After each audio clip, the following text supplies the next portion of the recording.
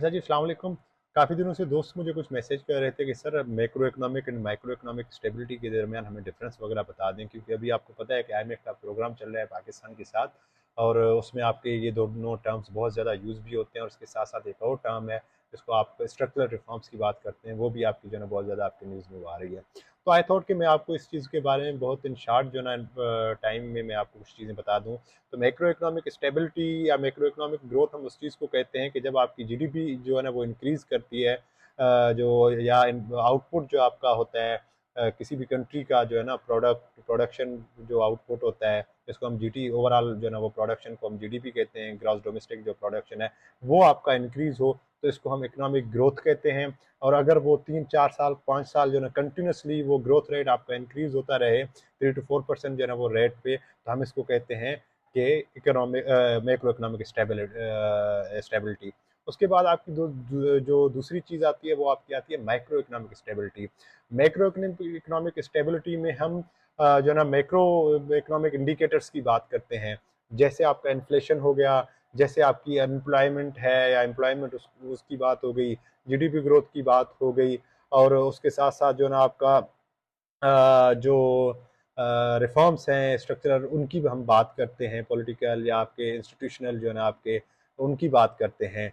जब micro economic stability की बात करते हैं हम, तो micro economic stability basically is या माइक्रो माइक्रो इकोनॉमिक ग्रोथ जो है ना बेसिकली इज इंक्रीज जो आपकी होती है, वो आपके फर्म्स या आपके जो इंडस्ट्रीज या यूनिट्स जो भी होते हैं, उनकी जो है ना आपकी आउटपुट में, उनकी प्रोडक्शन में आपकी ग्रोथ वगैरह हो, उनकी इंक्रीज हो due to whatsoever reasons, और वो उसको हम कहते हैं माइक्रो इकोनॉमिक स्टेबल ग्रोथ। और अगर वो कंटिन्यूसली फॉर लॉन्गर पीरियड 3 4 5 साल कंटिन्यूसली उन कंपनीज की जो आउटपुट है या इंडस्ट्रियल जो आउटपुट है, वो जो ना वो प्रोडक्शन या प्रोड्यूस जो है वो उनका कंटिन्यूसली जो इंक्रीज हो, तो हम इसको कहते हैं माइक्रो इकोनॉमिक स्टेबिलिटी। ठीक है जी। तो बेसिकली मैक्रो इकोनॉमिक स्टेबिलिटी में हम बात करते हैं, इट्स लाइक बॉडी, हम पूरे बॉडी की बात करते हैं। ठीक है जी। लाइक अगर आपको फीवर है, तो ये अगर वो फीवर आपका पूरे के पूरे जो आपका वो जिस्म के ऑर्गन्स हैं डिफरेंट, उन सबको जो है ना वो मुतासिर करता है, आपकी प्रोडक्शन नहीं हो पाती। ठीक है जी। आपके दूसरे ऑर्गन्स भी आपके उस हिसाब से फिर फंक्शन नहीं कर पाते, वो वीक पड़ जाते हैं। एंड माइक्रो इकोनॉमिक स्टेबिलिटी की जब हम बात करते हैं, it is like an specific organ, like आपका किडनी हो गया, लाइक आपका हार्ट हो गया, लाइक आपका लिवर हो गया। तो उनमें अगर कोई इशू आता है, तो हम उसको सिर्फ जो है ना वो ठीक करने की कोशिश करते हैं। जब वो ठीक हो जाता है, अच्छा जब ये भी अगर फॉर लेट से हमारे लिवर में इशू है, तो ये हमारे पूरे बॉडी को इम्पेक्ट करता है। तो यहाँ से एक चीज जाहिर होती है कि मैक्रो इकोनॉमिक बड़े पैमाने पे देखते हैं, एंड माइक्रो इकोनॉमिक जो है ना ग्रोथ को हम छोटे पैमाने पे फर्म्स इंडस्ट्रीज के लेवल पे हम देखते हैं। ठीक है जी। एंड सेकंड चीज यहाँ से हमें ये बात समझ में आ गई कि ये दोनों इंटरकनेक्टेड हैं। मैक्रो इकोनॉमिक स्टेबिलिटी होगी तो माइक्रो इकोनॉमिक स्टेबिलिटी भी होगी, माइक्रो इकोनॉमिक इनस्टेबिलिटी होगी तो आपकी जो ना मैक्रो इकोनॉमिक स्टेबिलिटी भी नहीं आएगी। अच्छा जी। फिर ये मैक्रो इकोनॉमिक स्टेबिलिटी किस तरह से हम लेके आ सकते हैं फर्म्स जैसे हिसाब से, फिर जैसे माइक्रो इकोनॉमिक स्टेबिलिटी भी आपकी आ जाए, तो इसके लिए आपकी हमेशा आईएमएफ सजेस्ट करती है, स्ट्रक्चरल रिफॉर्म्स की बात करती है। जब स्ट्रक्चरल रिफॉर्म्स की बात आती है, तो आपकी टैक्स सिस्टम में जो है ना रिफॉर्म्स की बात चलती है कि भाई टैक्स एग्जेम्पशंस को ख़त्म किया जाए, आपकी जो है ना टैक्स जो है ना जो आप लोग देते हैं उस प्रोसेस को सिंपल किया जाए। उसके साथ साथ जो बड़े लोग हैं यहाँ पर जो ना रिच हैं, उनको भी टैक्स नेट में आपका लाया जाए। उसके साथ साथ आपके एनर्जी सेक्टर में रिफॉर्म्स की बात चलती है। उस एनर्जी सेक्टर में स्पेसिफिक जो आपके रिफॉर्म्स हैं, जिसमें आपकी लाइन लॉसेज हैं, उसकी जो है ना ख़त्म करने की बात चलती है। और उसके साथ साथ जो है ना आपके जो फ्री यूनिट्स हम डिफरेंट डिपार्टमेंट्स को, गवर्नमेंट के इदारों को देते हैं, उनके ख़त्म होने की बात करने की बात चलती है। और उसके साथ साथ जो एनर्जी प्रोड्यूसिंग जो हैं कंपनीज, उनकी जो है ना एफिशिएंसी की बात चलती है।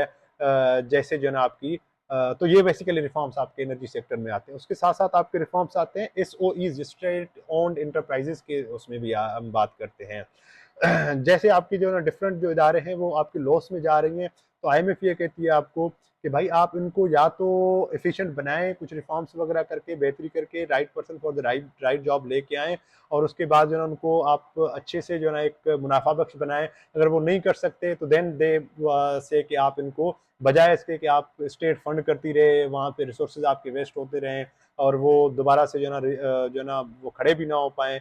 तो इस लॉस से, इकोनॉमिक लॉस के बजाय ये चीज़ करनी चाहिए कि उनको हमें प्राइवेटाइज वगैरह करना चाहिए। तो ये प्राइवेटाइजेशन की बात चलती है। और जैसे आपके पीआईए, स्टील मिल्स और डिस्कोज वगैरह हैं। उसके साथ साथ आप देखते हैं कि आपके पास बात चलती है बिजनेस जो एनवायरनमेंट है, ईज ऑफ डूइंग बिजनेस जिसको हम कहते हैं, कि पाकिस्तान में जो आपकी फॉरेन डायरेक्ट इन्वेस्टमेंट नहीं आ रही, उसके बहुत ज़्यादा मेजर जो रीजन है उनमें पॉलिटिकल इंस्टेबिलिटी भी है, लॉ एंड ऑर्डर की सिचुएशन वगैरह भी है, जिसकी वजह से वो आप यहाँ से आने से वो कतराते हैं। लेकिन उसके साथ साथ एक और चीज़ जो बड़ा इम्पोर्टेंट है, जो बड़ी अहमियत रखती है, वो ये चीज़ है कि यहाँ पर ये बिजनेस इन्वायरमेंट जो है ना वो आपकी इकोनॉमी के लिए सूटेबल नहीं है, उनके लिए जो है ना वो फेवरेबल नहीं है। तो लोग यहाँ पर इन्वेस्ट करते हुए डरते हैं और उसके बहुत सारे वजूहत हैं। वो इस वजह से, एक तो यहाँ पर जो है ना आपकी रजिस्ट्रेशन, किसी कंपनी को रजिस्टर करने के लिए एक लंबा चौड़ा जो है ना वो आपका प्रोसेस है। ठीक है जी, आपको मुख्तलिफ जो है ना जगहों पे जाना पड़ता है, मुख्तलिफ जो है ना आपको कंडीशंस जो है ना वो पूरी करनी पड़ती हैं और इस प्रोसेस में आपको सालों लग जाते हैं। और जब तक जो है ना वो इन्वेस्टर जो है ना वो डिप्रेस होकर वापस चला जाता है, कहता है कि भाई पाकिस्तान में इस हिसाब से नहीं आना चाहिए, जो है ना यहाँ पे जो है इन्वेस्ट नहीं करना चाहिए। और उसके साथ साथ जहाँ रजिस्ट्रेशन करने चाहते हैं वहाँ पे करप्शन है, रेड टेपिज्म के भी इशूज़ वहाँ पे आते हैं और उसकी वजह से आप देखेंगे कि वो टाइमली नहीं हो पाते और वो डिस्करेज हो जाते हैं। और इस वजह से आप देखेंगे कि फास्टर जो है ना आपकी रजिस्ट्रेशन की बात चलती है कि जल्दी से रजिस्ट्रेशन हो, वन विंडो ऑपरेशन वगैरह हो, जहाँ से सारी चीज़ें ये फुलफिल हो जाएं, जिसके लिए पाकिस्तान ने, आपको याद होगा, SIFC जो है एक इदारा बनाया था। उसके लिए मैं डिटेल में नहीं जाता, आप उसमें जाएंगे तो आपको पता चलेगा कि इसका एक ऑब्जेक्टिव भी था कि हम जो इन्वेस्टर्स हैं उनको जो है एक वन विंडो ऑपरेशन के तहत जल्दी से जो है उनकी रजिस्ट्रेशन इन प्रोसेस को जो है वो करवा दें। ठीक है जी। और उसके साथ साथ आपकी ट्रेड पॉलिसी रिफॉर्म्स की बात चलती है कि आप प्रोटेक्शनिज्म वाली पॉलिसीज़ को ख़त्म कर दें, आप लोअर जो टैरिफ्स जितने हो सकते हैं वो कर दें और उसके साथ साथ इनकरेज करें एक्सपोर्ट्स को। तो ये और बहुत सारे जो रिफॉर्म्स हैं ये आपके बेसिकली आते हैं स्ट्रक्चरल रिफॉर्म्स में, और ये स्ट्रक्चरल रिफॉर्म्स बेसिकली आपकी होंगी तो आपकी ओवरऑल जो इकनॉमी है उसमें लोगों का ट्रस्ट भी बिल्ड होगा। वहाँ पर फॉरेन डायरेक्ट इन्वेस्टर्स जो है ना वो इस चीज़ को देखेंगे कि भाई हाँ, लॉ एंड ऑर्डर सिचुएशन भी अच्छी है, यहाँ पर जो है ना आपकी पॉलिटिकल स्टेबिलिटी भी है और जो है ना कंपनीज भी जल्दी से रजिस्टर हो रही हैं, ईज ऑफ डूइंग बिजनेस का एनवायरनमेंट वगैरह भी है, टैक्सेस भी जो है ना अच्छे हैं, आपके जो जुडिशरी है दूसरे वो भी काम अच्छे से कर रहे हैं, तो वो अपने इस हिसाब से यहाँ पर इन्वेस्ट करने के लिए वो राज़ी भी हो जाते हैं। और ये चीज़ जो है ना उनको बहुत ज़्यादा वो भी करती है, आपकी इनकरेज भी करती है कि हम पाकिस्तान में जो है ना कर लें। तो ये बेसिकली आपके डिफरेंस था, ये बेसिकली कुछ टर्म्स थे। I have taken a few more minutes, I thought कि I will complete it in 4 to 5 minutes, लेकिन चूंकि मुझे कुछ चीज़ें आपको समझानी थी तो 8 minutes is not a again not a big time. So this was basically macro and microeconomic stability and growth and structural reform. Thank you so much.